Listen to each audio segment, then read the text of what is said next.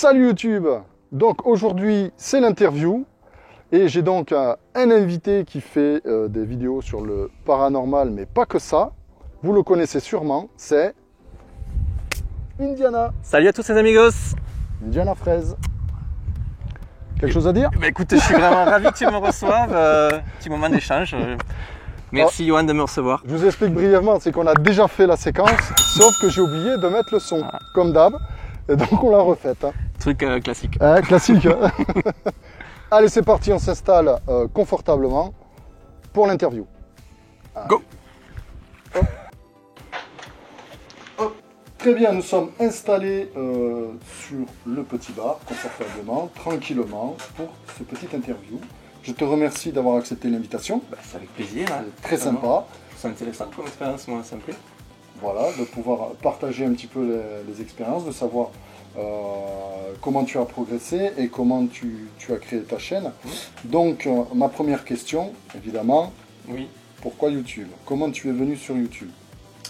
Comment je suis venu sur YouTube? Déjà, j'étais un gros consommateur de YouTube au départ. Je regardais beaucoup de vidéos à un moment donné de ma vie. Et j'ai eu... Alors je faisais déjà pas mal d'activités sur internet, je tenais un blog pendant des années pour des copains, je faisais déjà du montage vidéo. Et je sais pas, il y a une espèce de déclic il y a 2 ans et demi. J'étais au ski, j'étais pas très bien, je pouvais pas skier parce que je m'étais bloqué au niveau du cou. J'ai des problèmes de dos moi récurrents. Et du coup j'ai commencé à filmer un genre de vlog et c'est parti. Ça a été la première vidéo, une vidéo de vacances, un petit peu sans intérêt, maintenant avec le recul. Et comme toujours au départ, j'ai eu du mal à trouver un peu ma voie, à trouver vraiment ce que je voulais faire, même si j'ai toujours été attiré par tout ce qui est exploration, aventure, un peu tout ce qui est mystérieux, inexpliqué. Et petit à petit, on en parlait tout à l'heure en mangeant, parce qu'on mange ensemble. Pour manger. On trouve son chemin quoi. Et j'en suis là où je suis aujourd'hui, ça progresse. C'est bien en fait d'un problème médical, physique. Oui, bon, c'était pas trop grave, mais ça m'avait laissé un peu sur la touche pendant ce séjour-là, du coup. J'ai commencé à faire mes premières vidéos, c'était à cette occasion-là. Alors ce qui va être intéressant aussi, c'est de savoir, parce qu'il y a pas mal de youtubeurs qui démarrent, beaucoup de entre guillemets, petits youtubeurs on va dire, qui ont des nano-youtubeurs comme moi. Comment on vit YouTube à la maison? Comment ça se passe dans la vie de famille? Comment tu concilies tout ça? Alors, bon déjà, moi je suis encore un petit youtubeur, même j'ai grandi un peu dernièrement, mais je reste quand même à une échelle très réduite par rapport à beaucoup. Mais quand même, déjà, ça a pas mal changé depuis quelques mois et ça prend de la place, ça prend du temps de faire des vidéos. C'est vrai que c'est une activité à part entière, c'est un loisir, un hobby qui prend de la place, sur le plan financier un peu, parce qu'il faut financer le matériel et tout. Ça encore, on peut se débrouiller avec un matériel de base, c'est pas le problème. Puis au niveau temps, c'est vrai que les tournages, le montage et tout... il faut trouver la place. Alors il y en a qui font de la chasse, il y en a qui pêchent, il y en a qui font du vélo. Bon, moi je fais mes activités physiques à moi, mais je prends beaucoup de temps avec ça et c'est vrai que ça prend du temps. Alors comme je disais, il y a la partie montage. Alors j'ai un métier qui me permet d'avoir du temps en semaine, qui me dégage du temps pour pouvoir me rendre sur mes lieux de tournage. Et souvent le soir, au lieu de regarder la télé, je fais mes montages. YouTube, quoi. Voilà, je suis sur mon ordi, je fais mes montages. Et oui, donc c'est vrai qu'après il faut qu'avec la famille ça fonctionne parce que j'ai une famille, j'ai des enfants et tout, donc bon ils savent que c'est mon activité, mais il faut faire attention de ne pas non plus ne faire que ça. Donc à un moment donné je partageais les vidéos avec eux, j'ai intégré mes enfants dans les vidéos, quand j'ai commencé c'était beaucoup ça, puis maintenant je suis essentiellement tout seul. Et il faut quand même garder les pieds sur terre en ne faisant pas que ça parce que ça devient vite c'est une addiction après. Voilà, c'est presque une addiction, ça prend beaucoup de temps, c'est chronophage et faut savoir garder du temps pour ses proches, et pas perdre pied. C'est important. Voilà, ouais. Mais c'est passionnant, donc comme toutes les choses passionnantes, on a envie de... T'as toujours envie d'aller plus loin. Ouais, c'est tout cassé créatif. T'as jamais fini. Ça n'a jamais fini, puis on a toujours une idée qui arrive, donc on va se préparer la suivante, quand on est en train de finaliser celle qui est en cours, enfin voilà, ça prend du temps. Ça prend du temps. Mais ça demande de l'organisation, mais on y arrive, hein. Moi j'y arrive très bien. Et au point de vue organisation, comment tu fais alors par rapport quand tu filmes, quand tu montes? Quelle part de temps tu accordes à l'un ou à l'autre? Alors c'est que les projets de vidéos, c'est toute une maturation en fait. Moi j'ai une liste de vidéos, j'ai des idées de vidéos qui m'arrivent régulièrement. J'ai une liste de 200 projets. Je ne sais pas comment à un moment donné, je sais que c'est celle-là qu'il va falloir que je commence, ça vient, là je vais faire ça. Et du coup, je calcule déjà la période, j'essaie de planifier le jour où je vais pouvoir faire le tournage. Alors souvent ça dépend de la météo, il y a plein de choses qui entrent en jeu. En ce moment c'est peut-être pas forcément facile avec le Covid. Oui voilà, alors bon moi j'ai la chance de faire souvent des vidéos dans des lieux tranquilles, isolés, voilà, où il y a peu de gens, voire personne. Ça c'est pratique pour... pendant le confinement j'étais le plus heureux. Dans le jardin. Et voilà, donc du coup je passe à l'action au niveau tournage, donc je tourne ma vidéo, en général ça se passe bien, comme on en parlait aussi. En tant que vidéaste, on se comprend, il peut y avoir des couacs. Donc il arrive des fois que on en a eu un là. Voilà, pas de son ou des problèmes d'image ou quoi, de caméra. Donc il arrive que je retourne mes vidéos. Ça m'est arrivé récemment sur un urbex, ça que j'avais adoré faire. J'ai pu retourner entièrement la vidéo. Je suis revenu sur place. Sur l'hôpital non, c'est une maison abandonnée. J'ai appelé ça la capsule temporelle en fait. Ah oui, j'ai pas regardé, j'ai vu la vidéo. Je l'ai tournée 2 fois cette vidéo. La première fois, je n'étais pas du tout content du résultat. Et voilà, je suis un petit peu perfectionniste aussi. Voilà. Et quand la vidéo est tournée, il peut se passer encore une période d'un certain temps avant que je passe au montage, parce que j'ai d'autres projets qui se chevauchent en fait.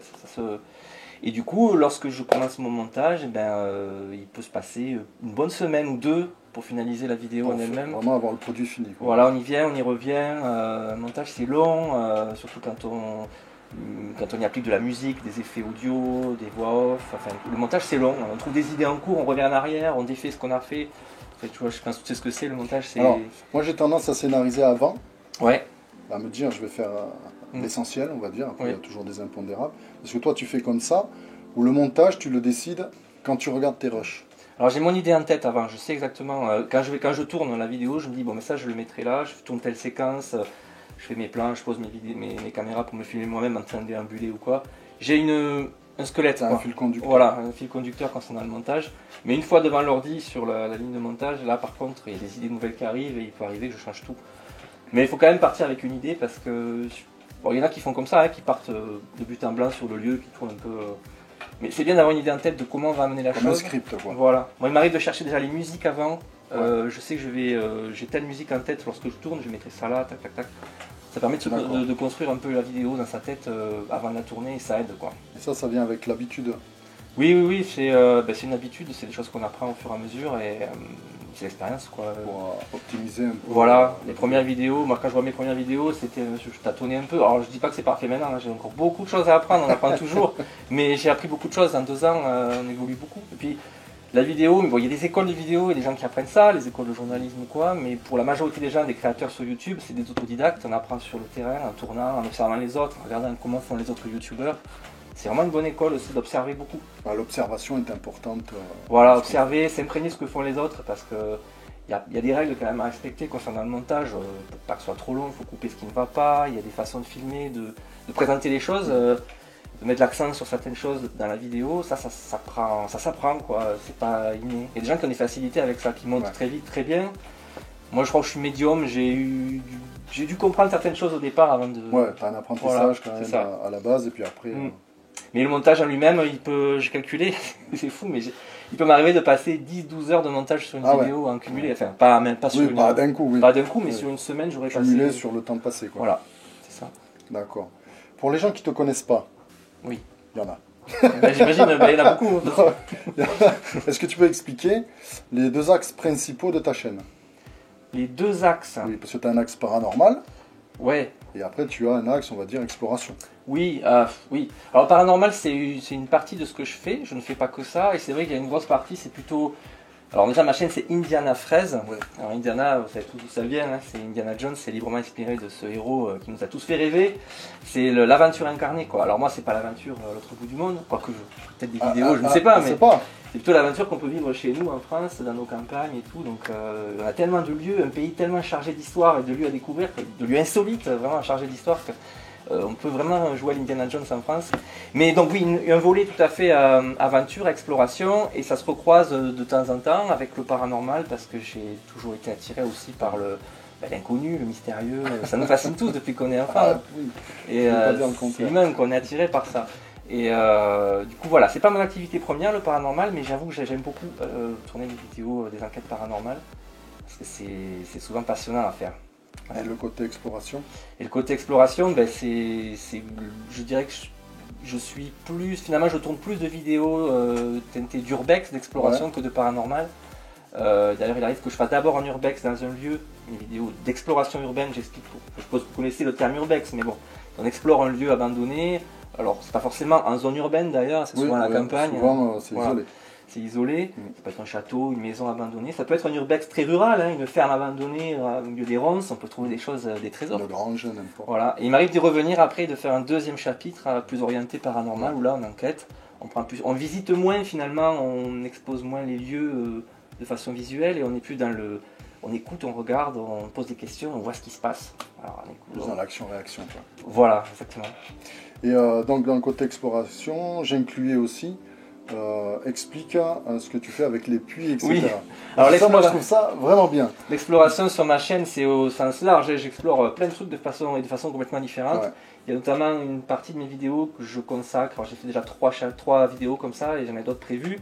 J'explore des puits. Alors, je me suis fabriqué une espèce de module d'exploration avec une GoPro tendue au bout d'un... Oula. Ah, le micro. Le micro. C'est ma faute. Une GoPro tendue au bout d'un filin avec des D'ailleurs, décris-nous ce robot, parce que j'ai essayé d'observer un peu comment il était fait, mais alors, pas toujours bien. J'appelle ça un robot. Voilà, il y a des abonnés qui me disent, mais pourquoi tu appelles ça un robot? Il n'y a rien d'automatisé. Ils ont totalement raison. Oui, mais bon. Il n'y a rien de robotique dans tout ça. C'est fun. Mais je sais pas, dire un robot, ça fait mieux. Ça fait mieux. Ça fait Indiana Jones. Voilà, c'est plus une sonde ou un module d'exploration, parce que les puits... Alors, je suis un peu décousu de ce que je raconte. Je suis un peu fasciné par les puits, comme beaucoup d'entre nous j'imagine, parce que c'est vraiment un lieu mystérieux, inaccessible. On voit jamais ce qu'il y a au fond en fait. Inaccessible. C'est ça qui est incroyable. On peut s'y rendre physiquement, mais quand même... Tu ressors pas. En principe, quand tu t'y rends, c'est moyen. C'est moyen. Si t'es tombé. Ou alors il te faut un équipement particulier. Voilà. En tout cas, c'est pas naturel d'aller mettre les yeux au fond d'un puits. Non. Donc j'avais ce fantasme de visiter le puits qu'il y avait dans une propriété au-dessus de chez moi, et c'est devenu un peu récurrent sur la chaîne. Donc j'ai fabriqué ce fameux module avec une GoPro, 2 lampes sous-marines, donc avec une forte... comment dire, elles éclairent beaucoup. Voilà, et surtout elles sont étanches. Par définition, un puits, c'est humide. C'est mieux. Voilà. Et puis donc j'ai fabriqué un système de poulies pour dérouler tout ça, et je peux descendre jusqu'à 20 mètres, et donc je ramène des images du fond du puits. Alors des fois je passe sous l'eau, donc je vais voir le fond du puits, ce qui s'y trouve. On découvre une faune, une flore, des choses un petit peu étranges, voilà, des trucs complètement inattendus. Et après coup, en studio, j'analyse tout ça, on essaie de voir un peu ce qu'il y a, ce qu'on a trouvé. Des fois les images sont pas toujours très nettes, alors on interprète un petit peu ce qu'on voit. Donc il y a un travail d'analyse après un studio, et avec une ambiance, une musique. Et c'est là que le montage est intéressant. Ah ben là, il fait tout. Voilà. Et est-ce que tu es tombé déjà au fond de ces puits, même si tu n'as pas mis en vidéo, sur des choses vraiment bizarres? Alors, il y a un cadavre, mais tu vois, sur des choses... Alors il y a un truc bizarre, j'ai essayé de le... D'ailleurs, ça fait partie de 2 vidéos. J'ai essayé de revenir sur un lieu, parce que j'avais trouvé lors de ma première vidéo d'exploration de puits, j'ai vu un pot en fer blanc, un pot à lait comme utilisé autrefois dans les fermes. Enfin, j'ai cru voir ça en tout cas, au fond du puits. Et c'est mystérieux, on se dit, mais qu'y a-t-il? C'est pas normal. Voilà, qu'y a-t-il dans ce pot? Il y a peut-être un secret il a peut-être été lancé, qui a tué Kennedy. C'est ça. Mais peut-être qu'il a été lancé complètement innocemment au fond du puits, sur le marine dedans, mais c'est intéressant peut-être, je sais pas, d'y aller voir, de le remonter, je sais pas si c'est possible. Mais... Et je suis revenu à ce puits et je ne l'ai pas retrouvé. C'est vrai que c'est bizarre, là au fond, il y a plein d'enchevêtrement. Voilà, enchevêtré au fond. Voilà. Et après, donc c'est vraiment le truc le plus étonnant que j'ai vu, parce qu'après finalement j'ai vu des crevettes, ils vivent alors j'ai pas retenu le nom, il vit beaucoup d'animaux au fond des puits, ça s'apparente un peu à ce qu'on trouve dans les grottes inondées, les rivières souterraines et tout.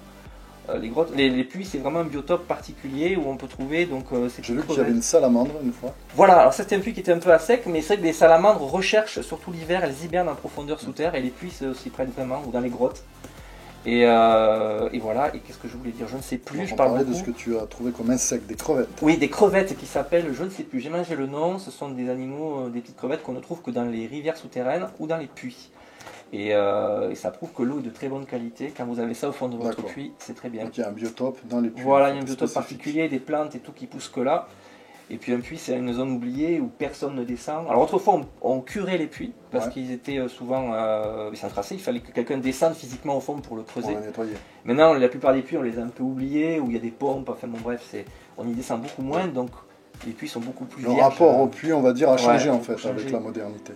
Et longtemps, les puits, on y jetait ce qu'on voulait oublier. Donc il y a ce côté un peu aussi qui m'intéresse, c'est d'y trouver des choses. Le pirate. Voilà. Mais j'ai essayé la pêche à l'aimant dans un puits récemment. J'ai tourné une vidéo que je n'ai pas publiée parce que j'ai rien remonté à part des bouts de rouille Parce que bon, le problème de l'aimant, c'est que ça n'aimante pas autre chose que tout ce qui est ferreux. Oui, donc, du coup, tout ce qui est or, argent, ce qui pourrait être vraiment précieux, intéressant, ne sera pas remonté. Voilà. Et le métal s'oxyde, enfin le fer s'oxyde et au bout de quelques années disparaît. Oui, donc. t'as plus rien. Voilà. Très bien. Et donc sur ton axe paranormal, oui.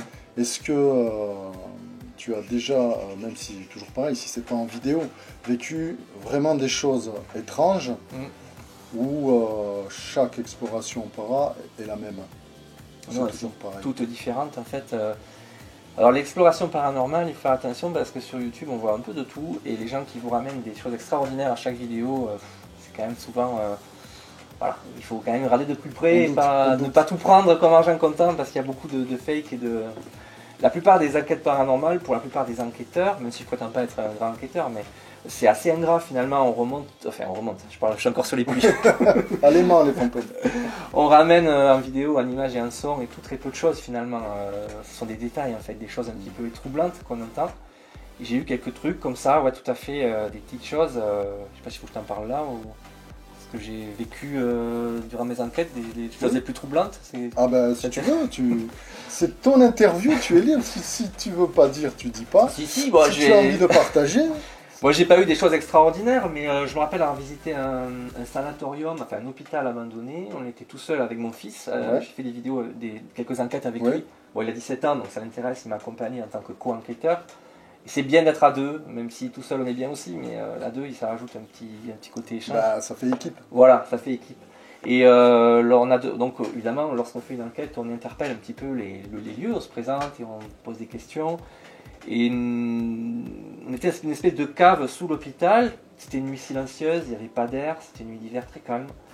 Et j'ai demandé s'il y avait quelqu'un, s'il y avait une présence avec nous, et là on a entendu dans les étages au-dessus, parce qu'on était sous l'hôpital, dans une cave, on a entendu une porte claquer mais violemment, ça nous a hérissé les poils, et on l'entend très nettement sur la vidéo. Et alors, y avait-il un courant d'air dans cet hôpital? Je sais pas, mais c'était vraiment une nuit sans vent. D'ailleurs, j'ai fait attention en sortant, j'ai essayé de m'imprégner. Il y a un courant d'air, il faut quand même qu'il y ait déjà un appel d'air. Il y a un appel d'air et il n'y avait rien, c'était très calme, aucun bruit, il n'y avait rien ce soir-là. Et d'un coup, une porte qui a claqué, mais d'une façon vraiment très intense. Et ça nous a. Alors, ça, c'est vraiment un truc qui m'est resté. Et un deuxième, c'est une voix qu'on a entendue dans un cimetière. Là, c'est très net aussi. Je l'ai entendu après coup. Tu l'as entendu sur le moment? Non, pas sur le moment. C'est au niveau du montage. En écoutant les rushs, je me suis rendu compte qu'il y a une voix qui nous dit... Un PVE, quoi. Un PVE. Alors, PVE, on entend souvent les systèmes électroniques qui nous permettent d'entendre des voix. Alors, moi, je mélange souvent les deux, PVE.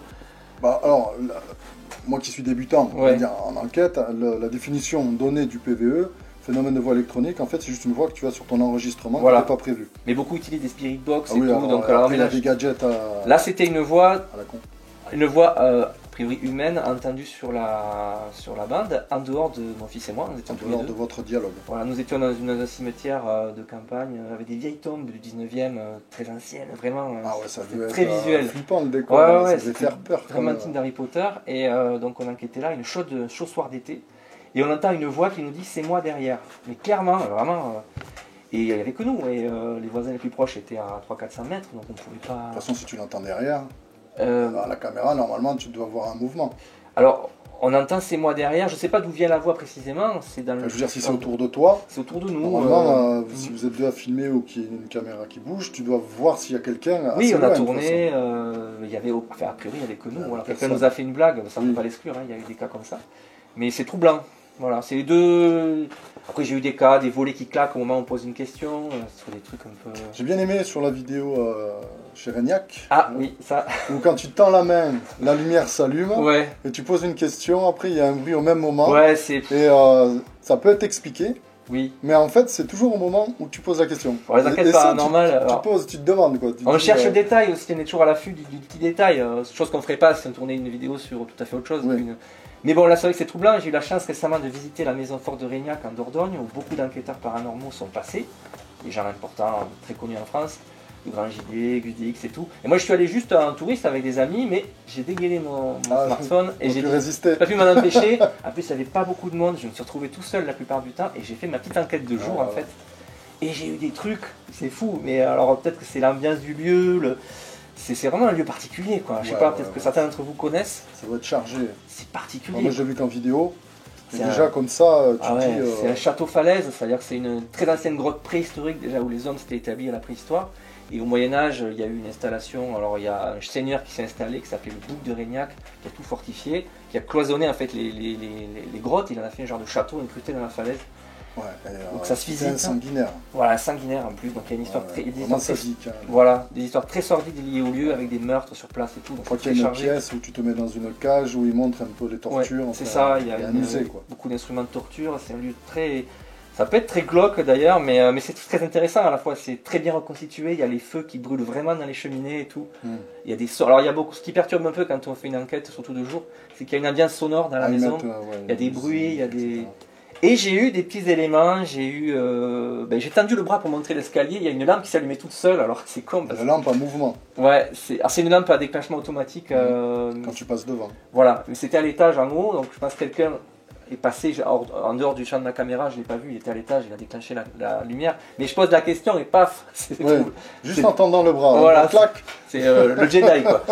Donc c'était troublant, mais bon j'ai joué là-dessus un petit peu et je pense qu'il y a une explication tout à fait cartésienne. Moi je suis assez cartésienne, j'essaie toujours d'expliquer parce qu'on je m'affole jamais trop, voilà. Mais il y a des trucs toujours troublants quand on cherche. Voilà, il faut rester lucide, mais parfois il y a des choses que bon... Et puis dans une petite grotte annexe à l'extérieur, où là il n'y avait pas du tout d'ambiance sonore ni rien, très calme, au fond d'une petite grotte, vraiment isolé du bruit extérieur. Et là je pose une question, on entend un bruit de clochette, un bruit métallique. On entend bien en plus. Hein, très bien. Et ça j'ai pas su expliquer, je me suis dit mais c'est qu'a fait parce que tu es ressorti je crois, voir s'il y avait... Oui après je suis sorti, j'étais le seul et il y a vraiment un bruit métallique, je n'ai pas compris là aussi. Si tu bouges pas, rien, donc c'est pas toi avec un sac ou quoi. Est-ce qu'il y a eu quelque chose? Gling gling. C'est ça, gling gling, comme un bruit, comme des clés qu'on agite ou... Allez le gueux. Voilà, des trucs comme ça. Hein, alors j'ai noté des petites questions, hein, parce que j'ai une petite mémoire. Oui. Pour toi, c'est une question un peu bateau, mais qu'est-ce que c'est qu'une enquête réussie pour toi, une bonne enquête? Alors ma question c'est, est-ce que c'est des résultats? Est-ce que c'est l'ambiance du lieu? Ou est-ce que c'est que la partie technique? Tu dis j'ai fait un bon montage, c'est bien? Oui, je vois à quel moment tu vas dire c'est une bonne enquête ou pas? C'est une très bonne question ça. Il paraît que je pose des questions un peu... Non, l'aspect montage, résultat final de la vidéo, on se fait plaisir avec ça. C'est vrai quand c'est fini, que c'est bien fignolé, bonne musique et tout, on est content. Mais j'avoue que je suis plus satisfait quand j'ai eu des choses un peu troublantes, quoi. Et puis que les lieux... Alors, il m'est arrivé de faire des enquêtes paranormales avec absolument rien ou presque rien. Mais le lieu était tellement particulier, une ambiance tellement spéciale, on est vraiment plongé dans un univers et le fait... Alors après voilà, ça se complète avec ce que je disais en tout début, c'est-à-dire si tu arrives à le capter via tes caméras et au montage retranscrire ça, déjà tu as fait voyager les gens et il n'est pas obligé d'avoir forcément des choses extraordinaires, des portes qui claquent, des cris dans le noir, voilà, mais déjà une ambiance, et la plupart des gens finalement regardent ce genre de vidéos pour s'évader et passer un moment, quoi, voyager. Et un lieu qui a une ambiance très spéciale, très particulière, où il y a quelque chose qui flotte dans l'air, on le sent, c'est indescriptible. Hein. Oui, c'est plus l'ambiance, voilà, c'est un moment divertissant en fait. Déjà voilà, c'est ça, oui, c'est divertissant dans le sens où tu t'évades dans un lieu, comme tu regardes un petit peu un film, pas un film d'horreur parce que c'est pas le bon exemple, parce qu'un film d'horreur il y a toujours des trucs trop truands. Mais non, c'est une ambiance, une vidéo, comme un film lieu. Genre Projet Blair Witch. Projet Blair Witch, Paranormal Activity, ce genre de film un peu où c'est l'ambiance. C'est l'ambiance plus que ce que tu vois. Voilà. Je dirais que la vidéo est plus réussie qu'à ce niveau-là, quand tu as visité un lieu qui t'a donné quelque chose, quoi. Évidemment, je ne te mentirais pas que quand on a eu des choses troublantes, des choses un peu inexplicables, comme ça à première vue, je dis à première vue parce qu'on peut souvent expliquer ce qu'on voit et ce qu'on entend, c'est encore plus croustillant, encore plus sympa. C'est la cerise sur le gâteau. C'est la cerise sur le gâteau, tout à fait. C'est ça. Non, c'est difficile à dire, c'est un tout, finalement, une vidéo réussie. Voilà. C'est vrai que le paranormal est très subjectif en fait, parce qu'on m'en parlait des photos que j'avais postées. Il y en a une où je m'interroge encore, puisque je n'ai pas eu d'explication, et j'ai demandé une explication technique, parce que je ne suis pas vidéaste moi, pour savoir comment c'est possible, déjà pour pas que ça se reproduise. Et l'autre où c'est, alors le mot j'arrive jamais à le dire, pareidolie. J'ai eu du mal à le dire. Et c'est vrai que cette photo là c'est que ça. Oui c'est ça. Donc c'est subjectif selon les gens. Toi, tu vois un être avec une capuche, j'ai regardé cette vidéo et c'est vrai qu'à première vue je voyais pas trop ça non plus. Mais oui, c'est... comme on disait tout à l'heure à table, on mangeait, on disait on cherche des formes dans les nuages. Le cerveau ne supporte pas finalement d'être face à quelque chose d'abstrait complètement. Il cherche toujours à recoller avec ce qu'il connaît. À reconstituer. Du coup, voilà, et on voit des formes abstraites, dans les formes abstraites, on voit des têtes d'éléphants, de chevaux, des fantômes. Et souvent, quand on tourne en milieu obscur, dans des lieux abandonnés, c'est le propre. Si la lumière n'est pas bien. Voilà, dans les lieux, là où on fait des enquêtes paranormales, c'est rarement en plein jour. Voilà. Des spots et tout. On a des effets vidéo, des fois troublants, on fait des photos un peu particulières, et là on voit des choses, mais ça ne veut pas dire qu'il y avait... Surtout que cette photo, je l'ai montrée à plusieurs personnes, et il n'y a personne qui voit la même chose. C'est ça. Donc c'est 100%. Mais ça, c'est pas paranormal. L'appareil Dolly, c'est un truc, ça fait partie du paranormal, tout comme les orbes. Alors ça, je sais pas si tu... Alors les orbes, oui. Ça, c'est un truc, parce que j'ai fait pas mal de vidéos dans des lieux, pareil, des vieilles maisons, où il y a de la poussière, donc beaucoup de poussière passe devant les objectifs des caméras.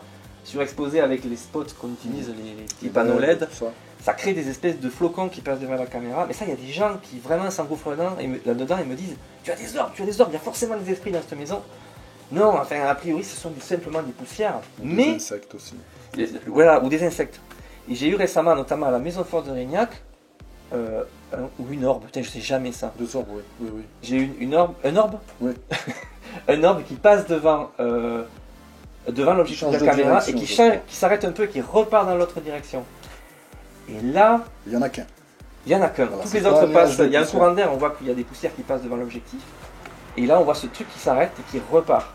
Alors, je pense qu'il n'y a pas de fumée sans feu. On parle des orbes comme quelque chose de spécial parce qu'il y a peut-être eu des cas de trucs inexpliqués par rapport à ça. Ouais, je sais. Après, je n'ai pas étudié, moi je sais pas. Moi non plus, pas trop, je ne suis pas spécialiste, mais je pense qu'il n'y a pas de fumée sans feu. Si on parle souvent des orbes avec autant de conviction. Voilà, autant de conviction, c'est qu'il y a eu quelque chose. Et là, pour le coup, je suis tombé sur un comportement bizarre, une poussière qui évoluait bizarrement. Voilà. Après, est-ce que c'est un insecte ou peut-être ça peut changer de direction. Et c'était une cage d'escalier. Moi, j'ai pensé qu'il y avait des courants d'air ascendants qui faisaient que les poussières, enfin, celle-là en tout cas. Effectivement, ça peut arriver et repartir. Voilà, après un courant ascendant, il est reparti dans l'autre sens. Voilà, c'est très compliqué de déterminer exactement.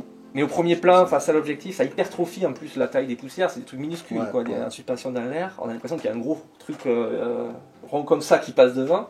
C'est vrai que je l'ai vu, c'est impressionnant. Le truc qui change de direction, et là tu peux pas dire. Là, ça laisse, on se dit, merde, il y a un truc. Tiens. Voilà. Ça, c'est excellent. C'est vrai qu'il était impressionnant. Ouais, c'était un bon truc, ça. Oui, cette question. Alors, est-ce que pour. Je vais te la poser, après je ne sais pas si c'est vraiment pertinent, mais est-ce que pour toi, il y aurait plusieurs façons d'enquêter avec quel matériel? Tiens, on va y venir. Oui. Est-ce que pour toi, les K2, les Ghostbox, ce genre de matériel est utile, sans opinion, ou faut pas s'en servir? Ton avis sur ces appareils-là, sans critiquer, je ne parle pas de critique d'autres enquêteurs, parce qu'un enquêteur peut très bien prendre exemple sur quelqu'un qui l'idolâtre, entre guillemets, tu vois, être fan d'un enquêteur, utiliser le même matériel, ça ne veut pas dire qu'il va faker. Est-ce que pour toi, ce type de matériel est utile ou pas, ou au contraire, ça pollue l'enquête? Je pense que c'est... chacun fait un peu comme il veut. Moi, j'ai pris le parti de m'équiper un peu quand même, parce que je voulais tester, je suis très curieux, quand on est curieux, on teste, quoi. Donc je suis équipé d'un K2, j'ai une caméra vision nocturne, un night shot, j'ai un thermomètre à distance pour savoir un petit peu l'ambiance et tout. Qu'est-ce que j'ai d'autre? Je suis en train de chercher. Mais le K2, les Ghostbox, ce genre d'appareil, parce que une caméra vision nocturne, oui, tu vas filmer, tu es dans le noir, bon déjà il faut bien me déplacer. Donc ça d'accord. Une caméra infrarouge, je vais dire d'accord. Changement de température, au lieu que ça soit chiffré sur un thermomètre. Tu as l'image, justement ça c'est intéressant. Ça. Mais le K2 et la Ghostbox, ces outils-là. Alors le K2, moi, concernant l'utilisation que j'en ai eu, j'ai jamais eu de résultat avec ça. Une fois, lors de ma première enquête, parce qu'on avait laissé le téléphone allumé, l'erreur du débutant, on s'est dit putain, ça s'affole, il y a une identité partout. Il y en a sur moi. On a mis le téléphone sur mode avion, plus rien. Donc j'ai jamais rien eu, certains disent qu'ils ont des résultats, moi personnellement j'en ai jamais eu. Et les caméras vision nocturne ou infrarouge et tout, c'est vrai que c'est des outils, et je pense que ça peut enrichir l'enquête, à un moment donné dans l'exploration, on les sort, mais il ne faut pas faire qu'avec ça, je crois que c'est surtout on essaie de communiquer avant tout, quoi, hein. On observe, on écoute, alors on se sert beaucoup des micros et des caméras pour vous retranscrire ça, mais ce sont des outils complémentaires, je sais pas trop d'avis là-dessus, moi je les utilise un peu, mais c'est une partie de mes vidéos. L'essentiel, je déambule, j'observe, j'écoute, et ce sont mes oreilles et puis le micro pour vous le retranscrire qui vont... Voilà, tu es dans l'observation. Ouais, vraiment. J'ai toujours été un peu... Par exemple, concernant La Spirit Box, moi j'en ai pas, j'ai failli sauter le pas à en acheter une, mais pour avoir vu beaucoup de gens l'utiliser, je sais pas quel crédit on peut apporter à cet outil, parce que il scanne les bandes FM, quelquefois ça bug, ça vous met des morceaux de radio et tout, et je ne sais pas... Alors je sais que c'est des enquêteurs américains qui ont lancé ça, et qui ont eu des résultats avec, je sais pas trop. Je suis sceptique un peu par rapport à ce truc. Moi complètement. Complètement, parce que tu prends un enquêteur comme GusDX qui fait ça depuis très longtemps, il met sa Spirit Box dans une cage de Faraday, à partir de là, il a quasiment pas de résultat. Pour en avoir, il faut qu'il sorte de la cage de Faraday. C'est ça. Donc, à mon avis, si tu chopes pas des ondes radio... C'est compliqué, je sais pas, je dis pas que c'est pas qu'on ne peut pas avoir quelque chose, moi personnellement. Bon déjà j'en ai pas, donc j'ai pas pu avoir de résultat. Mais le K2, je sais pas, je l'ai toujours avec moi, parce que c'est intéressant de l'avoir à la main pendant qu'on déambule, on sait jamais. Pourquoi pas. Après, d'où sort... Est-ce que tu sais d'où sort ce truc? J'ai toujours posé la question, que les fantômes agiraient sur l'électromagnétisme. Sur les champs électromagnétiques. C'est ce qu'on dit, alors je ne sais pas quelle légende urbaine ou quel enquêteur a trouvé ça. On connaît pas, tout ce qui est paranormal, ce monde caché avec lequel on essaie d'entrer en interaction. On ne sait pas comment il fonctionne, on fait des suppositions. Il y a des gens qui sont soi-disant très au fait de tout ça, qui nous affirment des choses de but en blanc. Alors, soi-disant que les entités pourraient émettre des champs électromagnétiques. Ce sont des moyens de communication qu'elles emploieraient pour traverser les deux mondes. Enfin, je sais pas. Il y a des hypothèses, mais c'est complètement... Il n'y a rien de scientifique dans tout ça. Il n'y a rien de posé, en fait. Complètement. Alors, c'est que des suppositions. Jamais personne n'a prouvé ces choses. D'accord. Mais, enfin, à ma connaissance, ça se saurait. Oui, quand même. Mais malgré tout, on a le droit de s'embarquer dans ces trucs et de rêver un peu et de tester. Quand on est curieux, faut tester. Même sans y croire vraiment, moi je suis toujours un peu sceptique, mais j'accepte de m'embarquer dans tout ça et d'essayer de voir. Et c'est ça qui est excitant, c'est qu'on se dit, peut-être qu'aujourd'hui je vais être convaincu par le truc. Mais les ondes électromagnétiques, tout ça, je sais pas, j'ai pas vraiment le fin fond de l'histoire, mais il se dit que les entités déclencheraient des... Il y a des ondes magnétiques qui se... De toute façon, il y a les ondes magnétiques terrestres. Voilà. Puis il y en a partout, quoi. Tous nos objets électriques déjà le font. Puis il y a déjà un électromagnétisme naturel. Et il se dit que les entités surferaient là-dessus pour continuer à exister dans ce monde. Voilà, je sais pas. Est-ce que pour toi, beaucoup de gens actuellement commencent à se lancer un peu dans ces enquêtes, c'est un peu à la mode. Alors, de mon point de vue, quelqu'un qui se lance dans une enquête n'aura pas forcément du résultat. Parce que je pense, si je suis comme toi, je suis sceptique. Il y a des médiums, et il y en a qui ne sont pas médiums. Si tout le monde était médium, ça se saurait. Oui. Voilà. Donc le fait de se lancer dans des enquêtes, est-ce qu'on peut savoir si on a une possibilité, si on a des capacités à communiquer ou pas? Alors, tu veux dire on peut découvrir quelque chose par rapport à... Est-ce qu'on peut se découvrir une médiumnité ou est-ce que tout le monde peut se lancer dedans et effectivement tout le monde peut avoir des résultats ou est-ce qu'il faut que ça soit, même si on ne le sait pas, être quelqu'un qui a les capacités à... Il se dit que certaines personnes ont plus de facilité à entrer en contact avec les entités, les présences qui hanteraient certains lieux. Là c'est pareil, c'est difficile, c'est partie des choses qui se disent... moi j'ai eu une expérience concernant une séance de Ouija. J'allais y venir à la Ouija.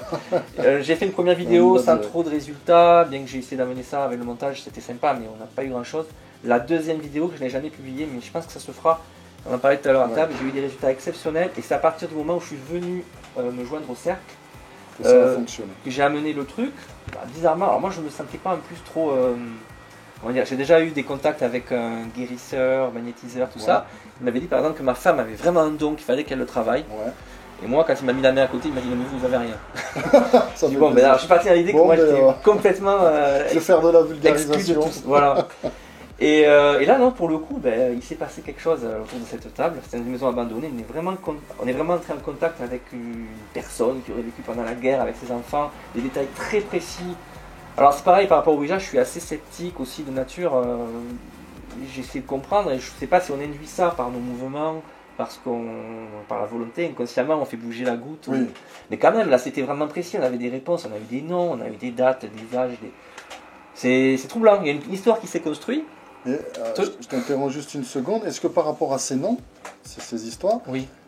Ça avait une relation avec un des protagonistes ou pas? Ou c'était vraiment quelque chose de complètement différent qu'on ne pouvait pas connaître? C'est bien que tu le dises. Alors, il n'y a pas eu de véritable relation avec un des protagonistes. Par contre, dans la table, il y avait l'esprit, enfin la personne avec qui on est entré en contact.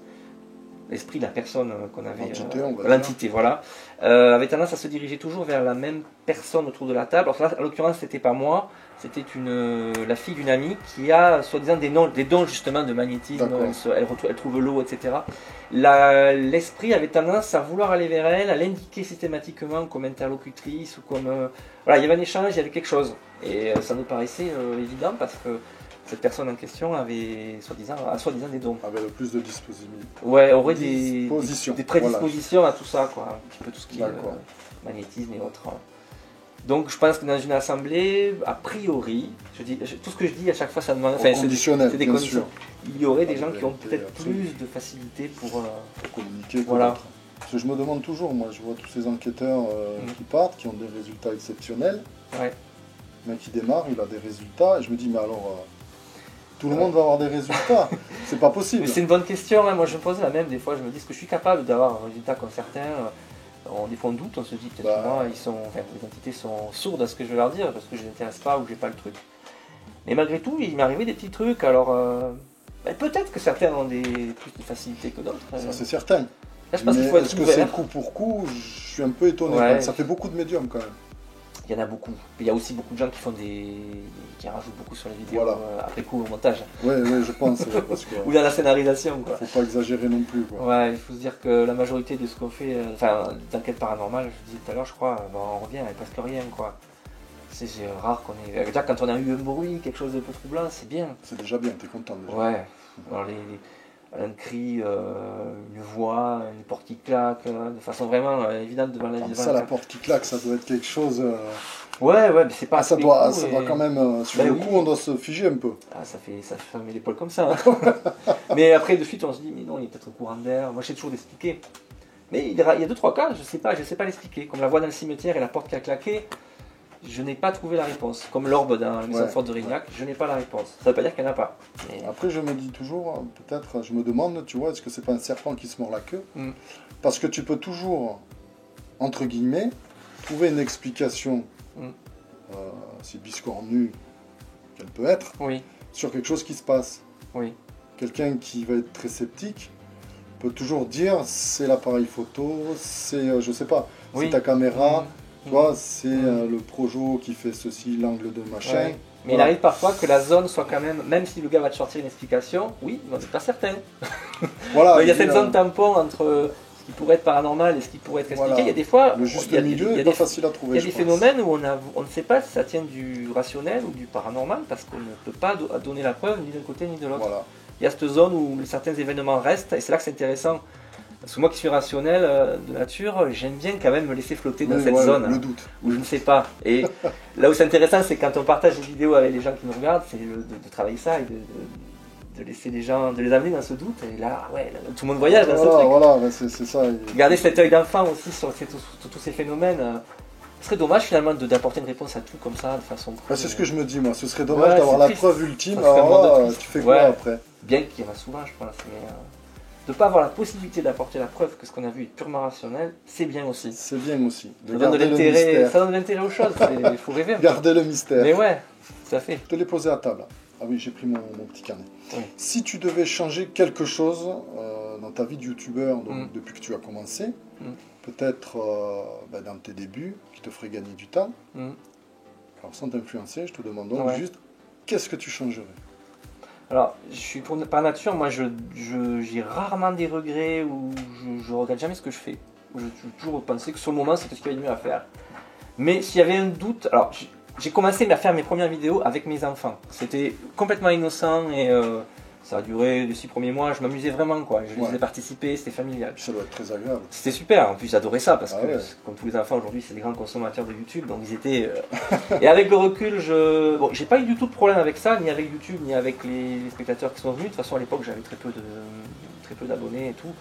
Mais avec le recul, je sais pas si c'était la meilleure idée finalement de commencer avec ma fille et tout ça. C'était sympa, mais c'est vraiment très ouvert au monde, hein, YouTube, tout le monde peut voir et c'est pas toujours le mieux. Bon, je regrette pas.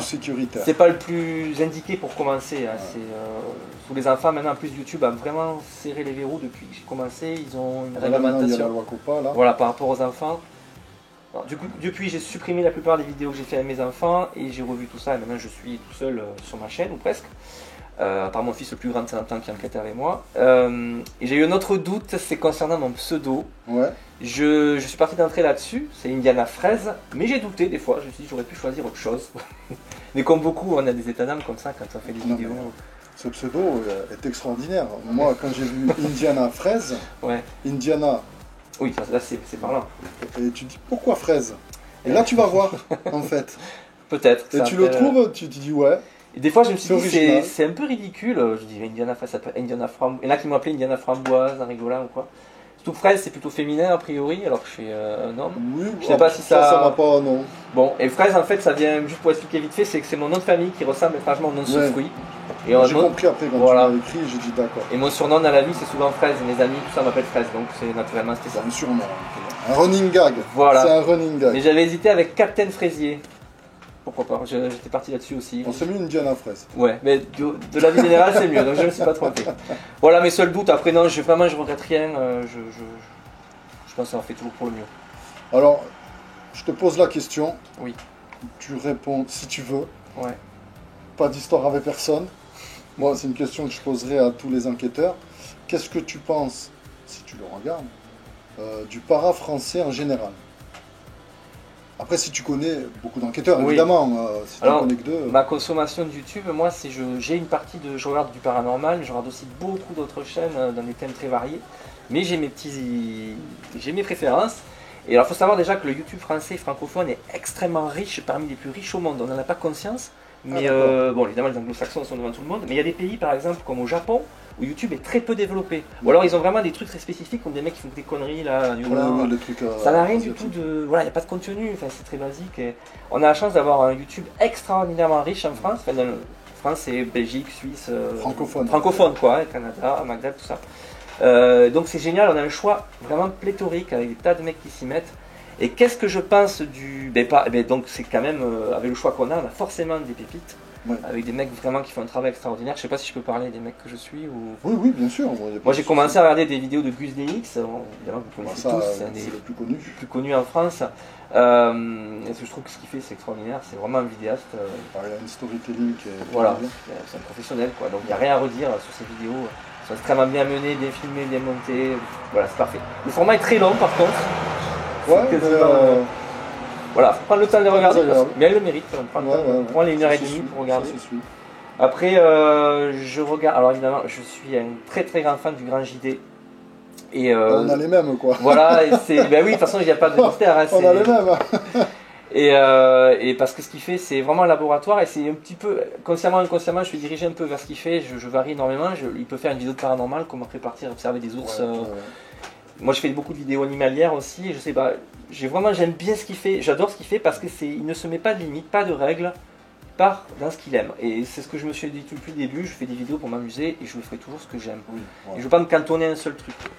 Donc le Grand JD bien sûr, et quand il fait du paranormal, c'est toujours tellement bien. C'est énorme. C'est super, c'est vraiment, voilà, c'est très bien amené là aussi. Il a même fait une vidéo, tu l'as vu, c'est le monastère ou le château, enfin un endroit le plus hanté d'Irlande, je crois. Et il monte dans un truc, il y a une tempête terrible, il se passe rien de paranormal. Il est sur une hauteur par rapport à une ville. Ouais. Et t'as pitié de lui parce qu'il est dans le vent, là, toute la nuit, mais il souffre. Et puis il a une personnalité, il a quelque chose. Tu souffres pour lui. On en parlait tout à l'heure par rapport aux chaînes YouTube, la personnalité du youtubeur, du vidéaste, c'est important. Ce qu'il amène, comment il parle, comment il amène ce qu'il ressent. Ça fait beaucoup dans la vidéo finalement. Et donc ouais, le UDX, le Grand JD, je parle du paranormal. Ouais. Et Jordan Périgot aussi, évidemment, pareil, c'est partie des mecs qu'on connaît. Mais je regarde moins, mais je m'arrive de regarder des vidéos le concernant. Et après, je sais qu'il y a pléthore de plus petits enquêteurs moins connus, dont on fait partie. Oui. Et là, je prends moins le temps parce que sinon je fais que ça. Quoi. Ah bah tu peux pas regarder tout, YouTube non plus. Ouais, mais j'ai quelques copains dans le milieu. J'ai un copain sa chaîne s'appelle The Adventure. Et il fait quelques enquêtes aussi intéressantes. Il est proche de Jordan Périgaud, donc c'est toujours très bien amené aussi. Ouais. Mais voilà, globalement, oui, on a de la qualité sur le YouTube français. Au niveau du paranormal, c'est quand même bien. On est bien lotis. Bon, mais là, hein. Donc, dernière question, on arrive au bout de l'interview. Ouais. Comment tu vois l'avenir de ta chaîne alors sur ces prochaines années? Alors honnêtement, je ne me pose pas du tout de questions, je ne me projette pas. Moi j'ai la chance, comme toi, on a une activité à côté, donc c'est pas du tout un objectif en soi de faire une chaîne. Bon, après c'est vrai qu'il ne faut pas se mentir que lorsqu'on est suivi, que les gens s'engouffrent dans la brèche et il y a des retours positifs, ça fait très plaisir, ça motive. C'est bon pour l'ego. C'est bon pour l'ego, c'est un métier de narcissique, de toute façon, on ne va pas se cacher. Un métier, je raconte, c'est pas un métier, c'est pas mon métier. Lapsus. Une activité. Mais on le prend comme un métier en fait. Ouais, parce que c'est quand même ça pourrait être un métier. Moi je dis toujours, je vais à mon deuxième travail. Oui, tu as raison, c'est ça. Ça tellement de choses à faire. Tellement de temps en fait, c'est chronophage, c'est fou, on passe un temps fou. Et le projet pour l'avenir, je ne sais pas, c'est une aventure qui se construit jour après jour au fil des vidéos qu'on propose. Moi j'ai la chance que ma chaîne est un petit peu décollée cette année. J'ai plus de gens qui sont arrivés et du coup il y a beaucoup plus d'échanges, ça crée beaucoup plus d'interactions, on est plus visible. Et la rencontre avec Yoran, c'était justement, je crois, via ça, parce que peut-être qu'il y a un an tu m'aurais pas trouvé et tu m'aurais pas contacté du coup pour réaliser l'interview. Du coup ça crée des rencontres, c'est vraiment une aventure humaine aussi je trouve les vidéos. Ça reste dans on en parlait tout à l'heure, c'est un milieu d'écran et de virtuel, c'est notre époque, mais très isolé. Ouais. Voilà, mais quand ça permet de traverser l'écran, qu'on se rencontre physiquement, c'est toujours des super. C'est énorme. Ouais. Puis tout à l'heure là on échange beaucoup parce que on est isolé, comme tu dis, on fait notre activité, des fois les gens ne comprennent pas trop ce qu'on fait, ce qu'on vit. Mais quand on se rencontre, on a plein de choses à se dire. Voilà, parce qu'au moins on peut parler à quelqu'un qui fait comme nous. Voilà, et du coup il y a... Donc on se comprend quand même. Voilà, et c'est très enrichissant. On peut parler des difficultés, des choses qui sont bien aussi. C'est extrêmement enrichissant, du coup on croise nos expériences et...